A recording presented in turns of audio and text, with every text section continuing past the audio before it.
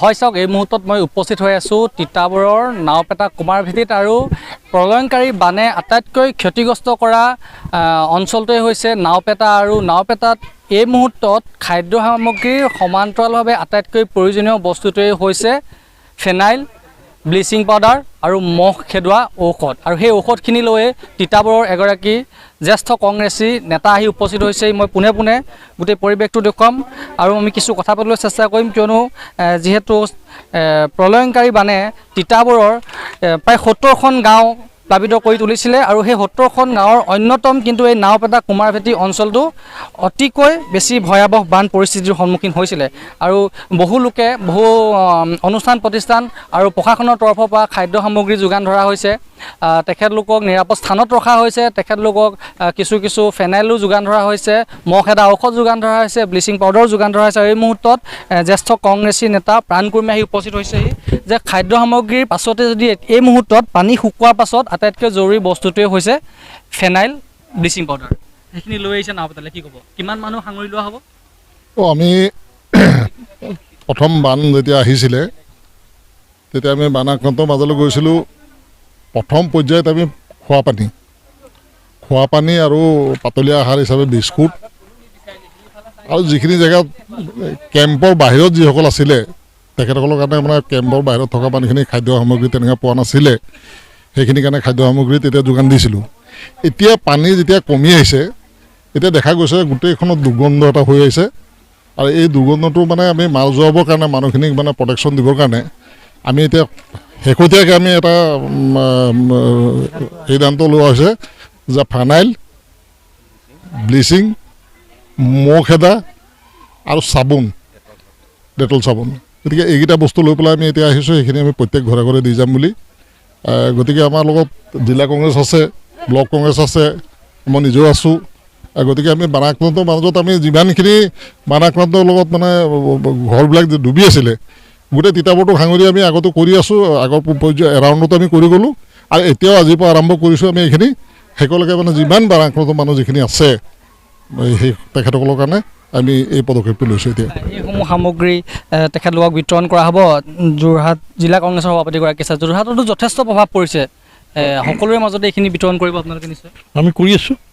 আমাৰ যিমান যোৰহাট জিলাত আমাৰ 4টা সমষ্টি আছে, তিতাবৰত আমি দায়িত্ব দিছিলোঁ প্ৰাণকুৰ্মী ডাঙৰীয়া, তেখেতে কৰি আছে। আমি এইফালে যোৰহাট, মৰিয়নি আৰু তিয়কত আমি মিলাই আছোঁ। আমাৰ দলৰ ফালৰ পৰা আমি দিছোঁ, আমাৰ বিভিন্ন দলৰ কৰ্মীসকলে দিছে, আমাৰ গৌৰৱ গগৈ ডাঙৰীয়াও আহিছে, তেখেতেও কালি বিতৰণ কৰিছে। যিমান আমি জেগাবোৰ চাইছোঁগৈ, আমি চোৱাই লৈ উপলব্ধি কৰি যিবিলাক প্ৰয়োজনীয় বস্তু হয় আমি চববিলাক যোগান ব্যৱস্থা কৰিছোঁ। কালিও তেখেতে দিল্লীৰ পৰা আহিলে, আহি আমি কালি মৰিয়নি সমষ্টি কেইবাডোখৰ জেগাত একদম জাতি নদী ভাঙিছে, আমি সেইবোৰ জেগালৈও গৈছোঁ, মানুহৰ লগত কথা পাতিছোঁ, আমি চব বিতৰণ কৰিছোঁ। যিমান যি আছে আমি খোৱা বস্তুৰ লগতে আমি এইবিলাকো দিছোঁ। ডেটল, বিশেষকৈ আমি ডেটল দিছোঁ, ব্লিচিং পাউডাৰ দিছোঁ, আৰু মহিলাসকলৰ কাৰণে আমি চেনিটেৰী নেপকিনো ব্যৱস্থা আমি কৰি দিছোঁ। তো কৰিছোঁ আমি কচুৱাকে আদি আমি চব ব্যৱস্থা কৰি দিছোঁ, চাবোন দিছোঁ, আমি চব কৰিছোঁ। কাৰণ আমাৰ এইপিনে ইয়াত যে আছে আমাৰ সেইফালে অৱস্থা খুব বেয়া, মানুহবিলাকৰ থকা মেলা মাথাউৰি ভাঙি লৈ গৈছে, চব মাথাউৰি পাৰতে আছে।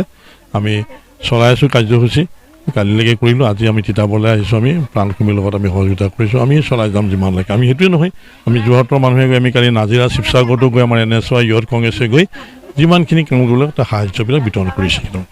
ধন্যবাদ জনাইছোঁ। মই পৰিৱেশটোৰ পৰা দেখুৱাবলৈ চেষ্টা কৰিম, কিয়নো নাওপেটা কুমাৰভেটি যিটো অঞ্চল, এই অঞ্চলটোত আচলতে তিতাবৰ সমষ্টিৰ আটাইতকৈ যদি ক্ষতিগ্ৰস্ত হৈছে এই অঞ্চলটোৱে হৈছে।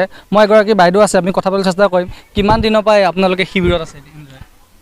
এতিয়া মানে যোৱাটো দেওবাৰৰ পৰা আজিলৈকে আছোঁ।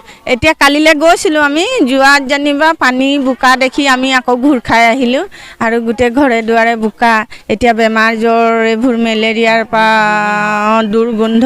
আমি এতিয়া শনিবাৰে স্কুল খুলিব, স্কুল খুলিলেতো চৰকাৰৰ মতে আমি এতিয়া স্কুলটোতো খালী কৰি দিব লাগিব। এতিয়া আমি সেইটোৱে অনুৰোধ কৰিছোঁ যে আমাক ক'তবা এটা ঠাই দিব লাগে ঠাই মানে বেছি দিনৰ কাৰণে নহয় যেতিয়ালৈকে আমাৰ ঘৰ শুকাব ঘৰখন বুজিছে গোটেই ঘৰখন অকল মোৰ বুলি নহয় গোটেই গাঁওখন ডুবিছে এতিয়া গাঁওখন ডুবিছে আমিতো স্কুলটো খালী কৰি দিব লাগিব ন বাৰু সেইকাৰণে এতিয়া আপোনালোকক এইটোৱে অনুৰোধ কৰিছোঁ যে আমাক ক'তবা ঠাই অকণ দিব লাগিব বেছি দিনৰ কাৰণে নহয় মানে পানী হোৱালৈকে জানিবা এতিয়া দাঁড়িয়া চাৰিয়াৰ কাৰণে ভয় কেলে বোকাই পানীয়ে থাকিম কেনেকৈ খোৱা বোৱা সামগ্ৰীসমূহ পাইছে পাইছোঁ সেইটো সমস্ত পাইছোঁ সেইটো মিছা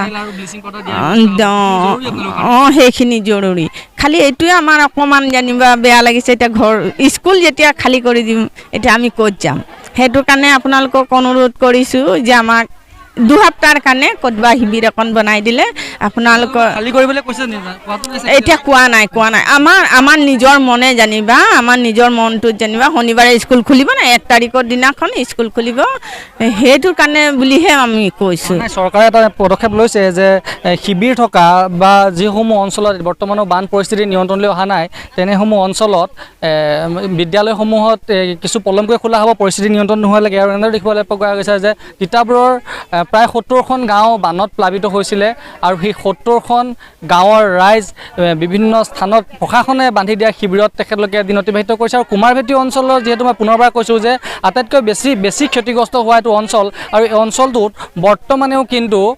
বৰ্তমানেও কিন্তু লোকসকল শিবিৰত আছে আৰু তেখেতলোকৰ ঘৰ দুৱাৰ বোকা পলসে ইতিমধ্যে পুতি পেলাইছে আৰু সেই পুতি পেলোৱা অঞ্চলসমূহত এতিয়া বিভিন্ন অনুষ্ঠান প্ৰতিষ্ঠান বিভিন্ন দল সংগঠনে এনেদৰে আহি সহায় কৰা দেখিবলৈ পোৱা গৈছে।